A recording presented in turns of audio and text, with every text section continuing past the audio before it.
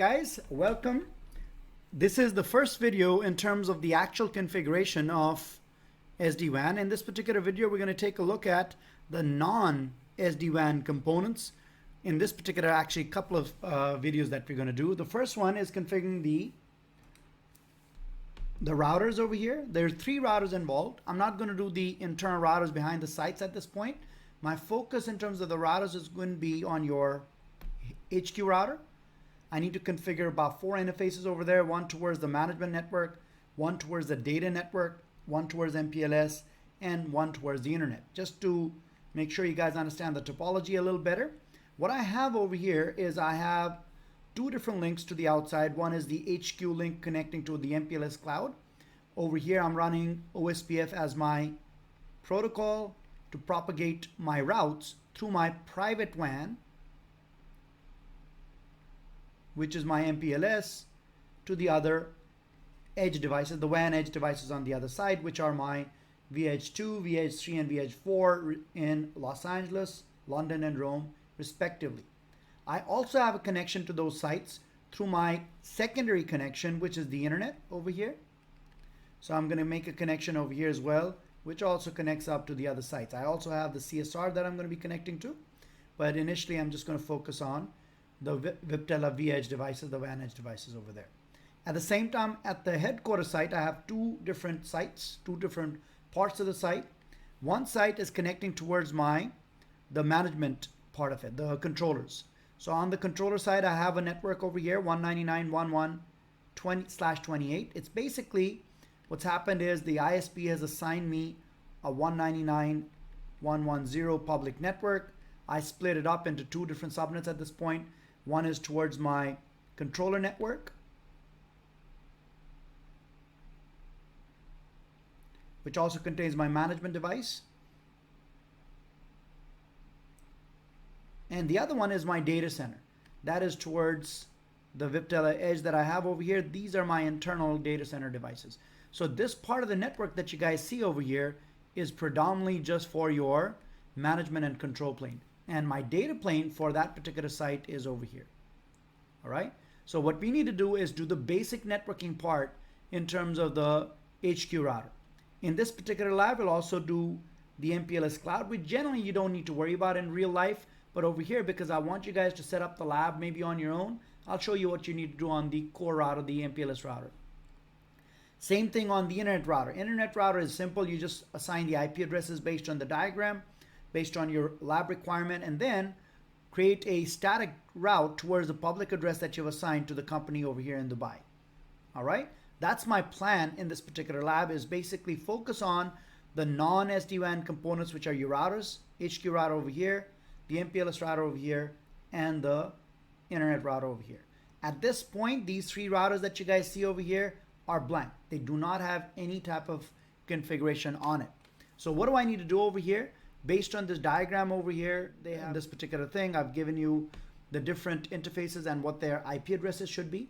So for example, on the management network, which is E00, I want to assign it an address of 199.1.1.14/40 towards my data center, 11.30/30 again. And this is my MPLS cloud, and this is my interface connecting towards the ISP. Let's focus on the HQ router. We'll come back to the MPLS cloud next. So on the HQ router also, configure the interfaces based on the logical diagram, which I just showed you. Configure OSPF as the IGP to communicate with the MPLS cloud. So over here, I need you guys run OSPF over here. Now, when you do the OSPF over here, I do want the MPLS cloud to be aware of the 199 network, which is behind you. So you're going to advertise that network over here. But when you enable it, when you do the network statement over here on the HQ router, it is going to continue to send OSPF updates here and here. I don't want to do that. So one of the things that I'll do is I'll do a passive interface over here to block any unnecessary OSPF updates going towards V edges or the controllers over there. All right. And that I think I put in as a requirement over here. Sure. Make sure OSPF only sends OSPF updates on the link towards the MPLS cloud using the passive interface command. I'll show you how to do that.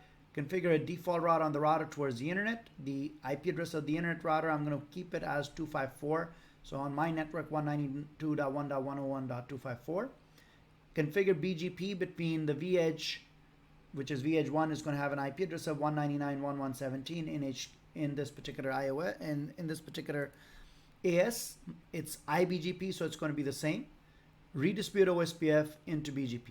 All right, that's my plan. This is a typo. I'll try to fix it before I send the lab to you guys. So this is going to be OSPF into BGP. So how do I go about doing it? Let's take a look at it. So I'll go on to my HQ right now. If I take a look at my interfaces, nothing on it. So I'll start by configuring the IP address on my interface towards my controllers. And that basically over here is what I'm doing. So you have 199.1.1.14 towards the controllers. E01 is towards that data center. And then I have the E02 towards the MPLS cloud, and this towards my internet. Let's go ahead and do that. So this is my inside network 199.1.1.14. That is going to act as that's going to be the IP address that the controllers are going to use as the default gateway. No shut. This is my IP address towards my what do you call it, vEdge. No shut. This is the address towards my MPLS cloud, again based on that diagram that I gave you guys, or the table. And this guy over here is the internet facing IP.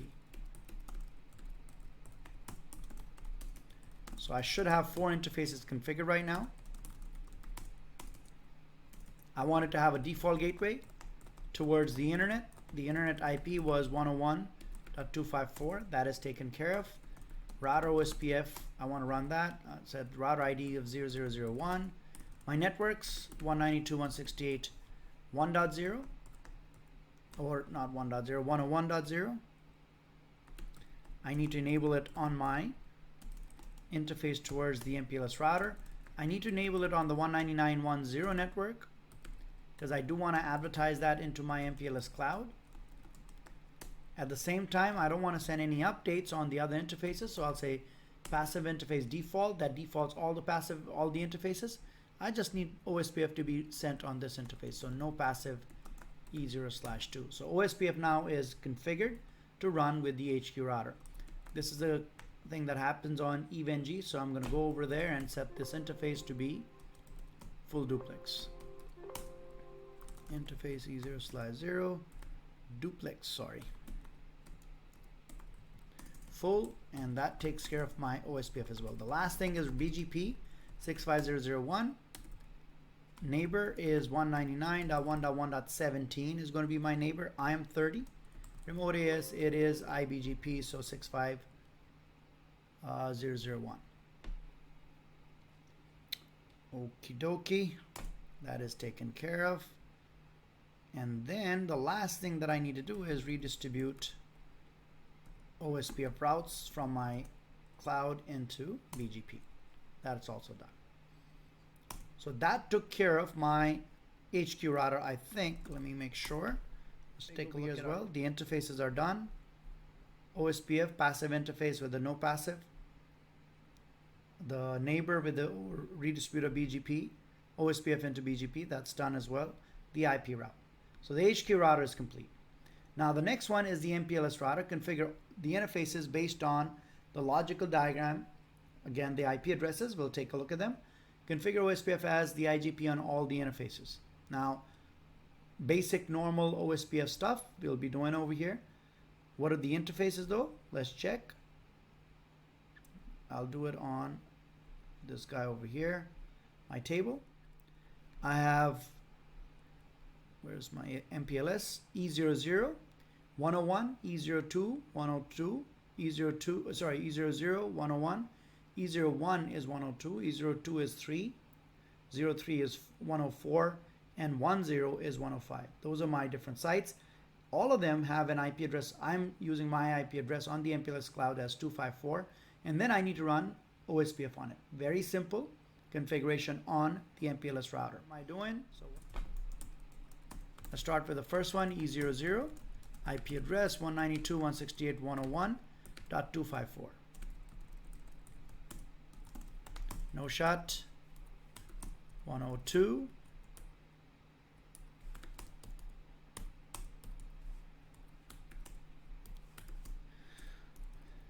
103 now.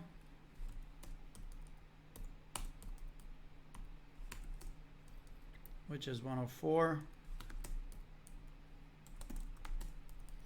And the last one is 10 is 105. All of the local IPs are 254. So let's check them over here. Looks good. 101, 102, 103, 104, 105. Run OSPF on all my interfaces. Router ID 000254, let's say. Network 192.168.101.0. I'm running OSPF on all the interfaces. 102, 3, 4, and 5. See, notice one neighbor is up already. That is the neighbor towards HQ router. That's the only one that will come up right now. And I should have one route from OSPF, that 199 route. There you go. Actually, the two subnets, 110 and 1116/28. So my second router is done as well. That is this guy over here. And the last internet router, again, similar to what I did on the MPLS cloud. The only difference is I'm not running any OSPF on it. It's the internet. I'm just doing a static route towards that network that I've assigned. So this was the configuration that I did on the MPLS router. Done that. And the last part of this lab is the internet router. Again, basic IP address configuration and a static route towards 192.1.101.1, which is the HQ router on the internet router, and we'll be done with this particular lab. Again, this is a blank, should be a blank router. Start with E00, 192.101. I'm again to make things simple, I'm configuring my address as 204. E0/1.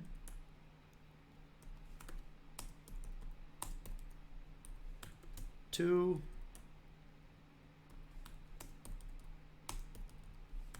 3, that's 4, and one more, 105. And then that static route for 199.110. Anything 110, I have assigned that address to this company whose IP address is 192.1.1.1. So at this point, I should be able to ping 199.1.1.14, which is the IP address of your HQ router on the inside. So that's there. Just want to make sure I did put the default route in there. I think I did. Yeah, there you go. And that pretty much covers my WAN component. So my lab right now is set up in an L-string EVNG topology over here. It's the same one.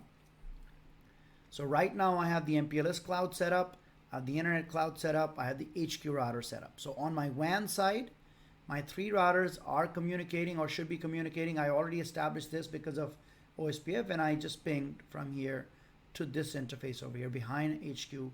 So that's working as well. All right. So with this in mind, with my WAN component done, the next thing that I'm going to focus on is, again, another non-SD-WAN component, which is a critical component over here, which is my certificate server.